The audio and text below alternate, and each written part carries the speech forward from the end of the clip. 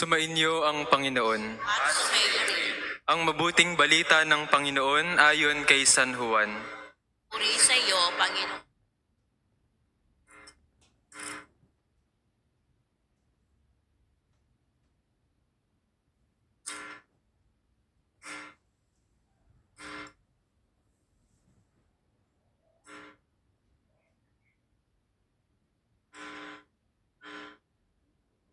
Kinagabihan ng linggo ding iyon, ang mga alagad ay nagkakatipon.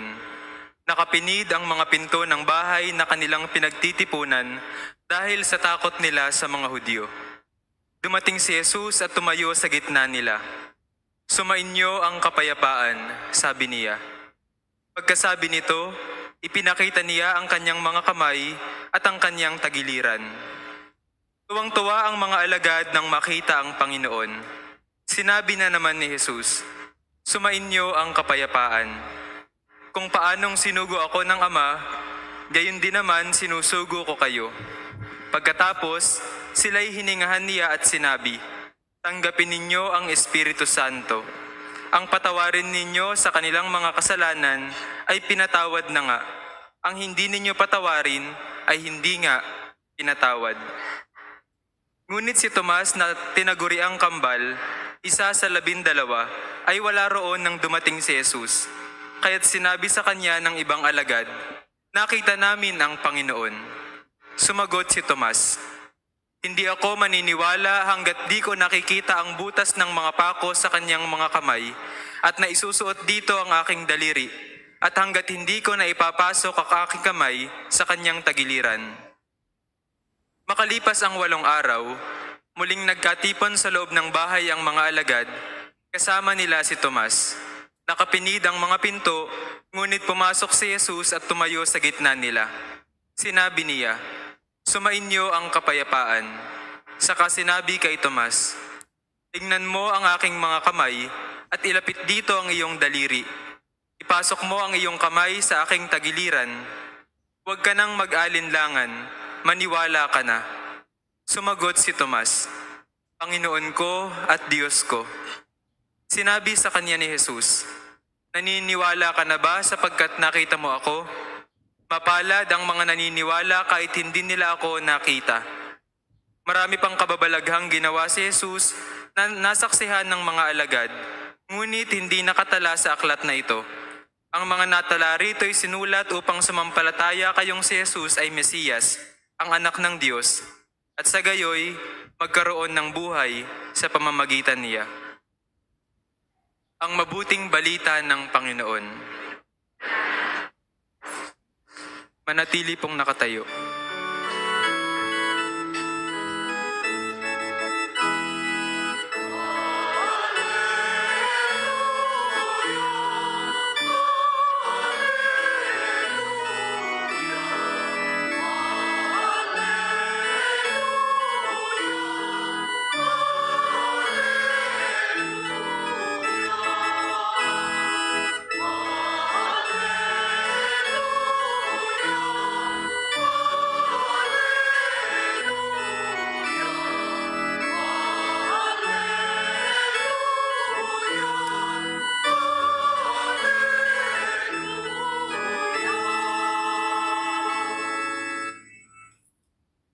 Pwede na pong umupo.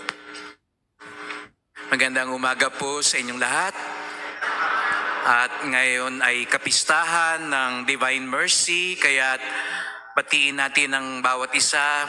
Happy Divine Mercy Sunday. At tayo'y patuloy na nagsasaya dahil sa muling pagkabuhay ng Panginoon.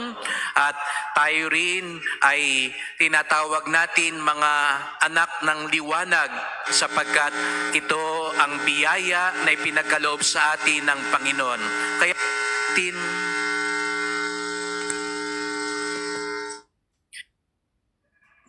ang Panginoon ng isang masigabong palakpakan.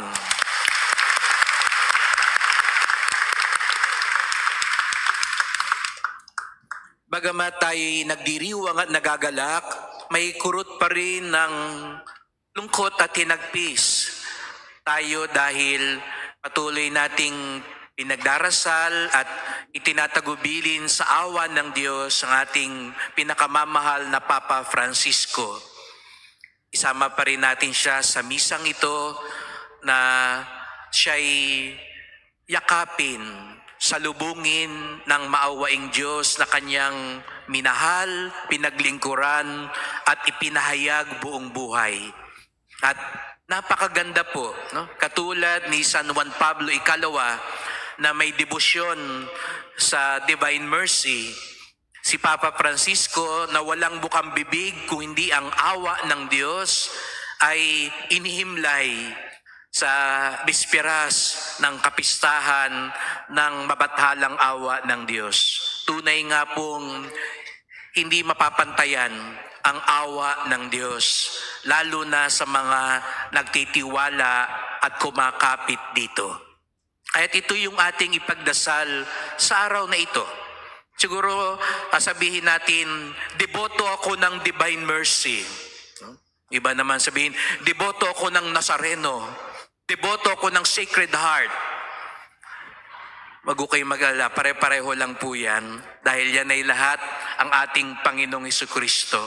Minsan tayo lang ang pinagsasabong natin parang mahal na birhen, no?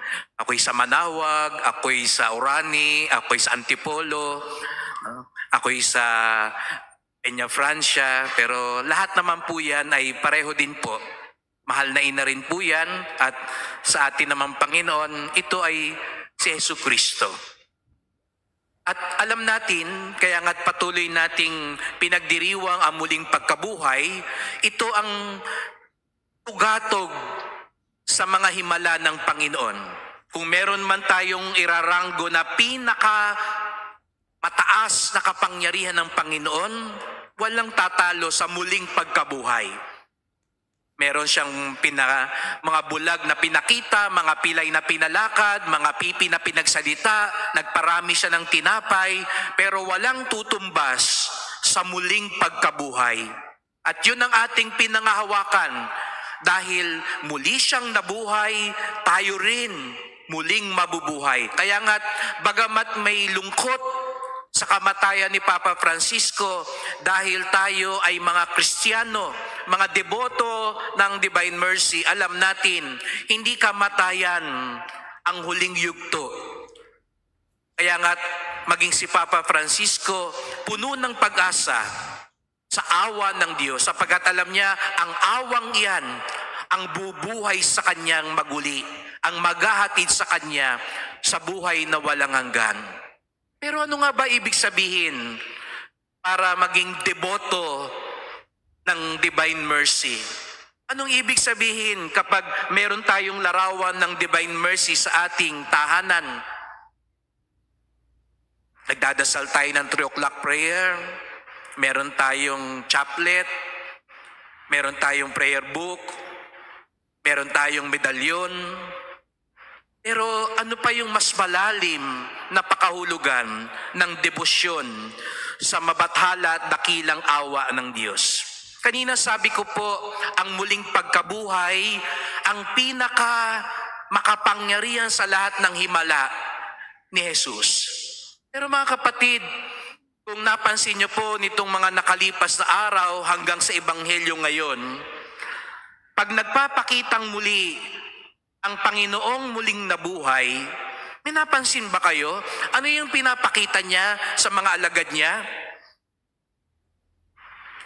Kunyari sa Ebanghelyo ngayon, ano yung pinakita niya sa mga alagad niya? Ano yung pinakita niya kay Tomas? Yung kanyang sugat. Hindi ba kayo nagtaka? Nagawa na ng Panginoon ang lahat ng himala, lalo na ang muling pagkabuhay. Pero bakit hindi inalis yung mga sugat? Tayo nga, di ba? Pag nagkasugat kayo, naalala ko dati, nung ako'y bata dito, nakikita ko yung ibang mga pinsang ko, kung ano-ano mga pinapahid. Kasi ayaw nilang magpeklat. Ayaw nilang matira yung sugat. Di ba? Ngayon nga ho, number 1 business ang beauty. Kasi kung ano-ano mga ipapahid nyo, ihuhugas nyo, ilalanggas nyo. Papatong nyo, matutulog na lang kayo, may mga nakapatong pa dyan. No? Ang gusto natin, mabura lahat yan.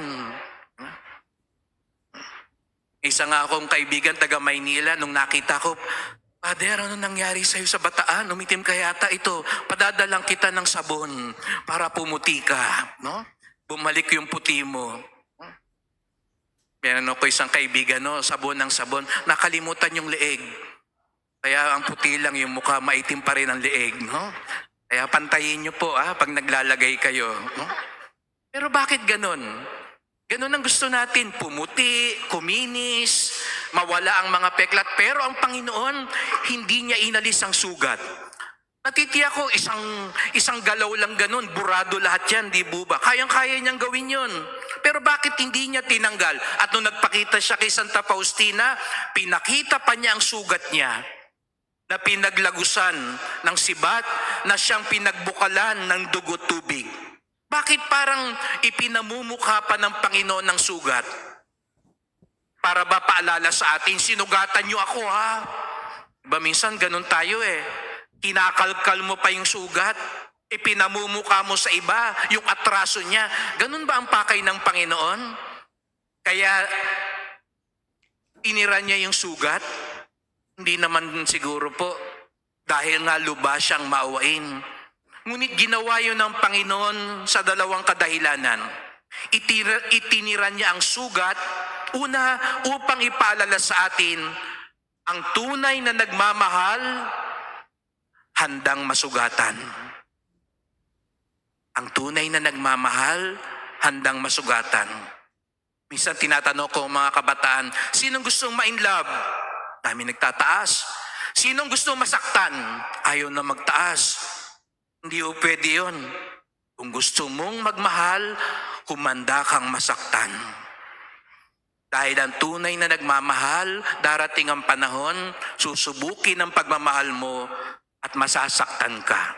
Kaya nga siguro marami ng ibang takot na mag-asawa. Marami po akong kilala. Gusto na lang, trabaho na lang.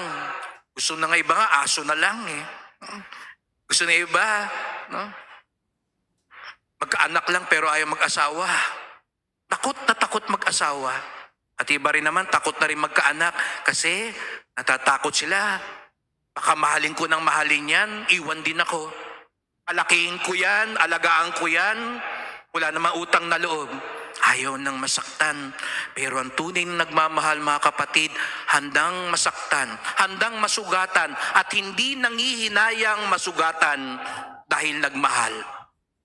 Ang Panginoong Jesucristo, kaya niya itinira yon para sabihin, hindi ako nangihinayang na minahal ko kayo kahit iniwan niyo ako, kahit pinagtaksilan niyo ako, kahit tinalikuran niyo ako. Ito pa rin yung sugat ko dahil ito pa rin yung pagmamahal ko. Ang tunay na nagmamahal, handang masugatan, handang masaktan, at hindi nangihinayang masaktan, alang-alang sa pagmamahal. Kaya wag ho kayo manghihinayang kapag dumating ang punto dahil sa pagmamahal, nasaktan kayo. Hindi ho sayang, hindi na sayang. Dahil ang tunay na sukatan ng pagmamahal, hindi yung sukli ng minahal mo, kung hindi yung pagmamahal sa puso mo. Ulitin ko po, ang tunay na sukatan ng pagmamahal, hindi yung sukli ng minahal mo, kung hindi kung gaano ka tunay na nagmahal. At ikalawa, hindi lang natatakot o hindi nangihinayang masaktan. Ang tunay na nagmahal, kapag nasaktan, lalong nagmamahal. Yun ikalawang aral. Ang tunay na nagmamahal, kapag nasaktan, lalong nagmamahal. Ang mundo baliktad, di ba? Nagmamahal ka, pag nasaktan ka na, ibang usapan na. Gera na tayo. Gantihan na. Galit na. Pero ang Panginoon, anong pinakita niya? Pagpasok pa lang sa silid, hindi pa nagsisisi ang mga alagad. Yung mga alagad na sinaktan siya, iniwan siya. Ano ang bati ng Panginoon? Sumainyo ang kapayapaan. Yun ang awa ng Diyos. Ang awa ay yung pagmamahal ng nasaktan. Yun ang awa. Nasaktan ka na, pero lalo kang nagmamahal. Lalo kang nagpapatawad, lalo kang umaabot. Kaya mga kapatid, yun daw ibig sabihin, gusto nyo pa bang maging deboto pa rin ng Divine Mercy? Gusto nyo pa rin ba na ang Panginoon ang siyang ating tunay na susundan? Sapagkat kung opo ang sagot natin, tandaan natin ang dalawang bagay na ito na ipinakita ng Panginoon, lalo na sa kapistahang ito. Ang tunay na nagmamahal, handang masaktan. Hindi nangihinayang kapag siya'y nasugatan. At ikalawa, ang tunay na nagmamahal, kapag nasugatan, lalong nagmamahal. Sapagkat yun ang ibig sabihin ng awa ng Diyos. At tayo nagpapasalamat sapagkat ganun ang Diyos sa atin. Bagamat katulad ng mga alagad, lumalayo tayo, lumilihis tayo, pinipili natin ng iba, sinasaktan natin siya. Sabi nga ni Papa Francisco, hindi nagsasawa ang Diyos abutin tayo. Hindi nagsasawa ang Diyos patawarin tayo. Hindi nagsasawa ang Diyos mahalin tayo. Sapagkat siya ang bukal ng awa, grasya at pagmamahal. Amen.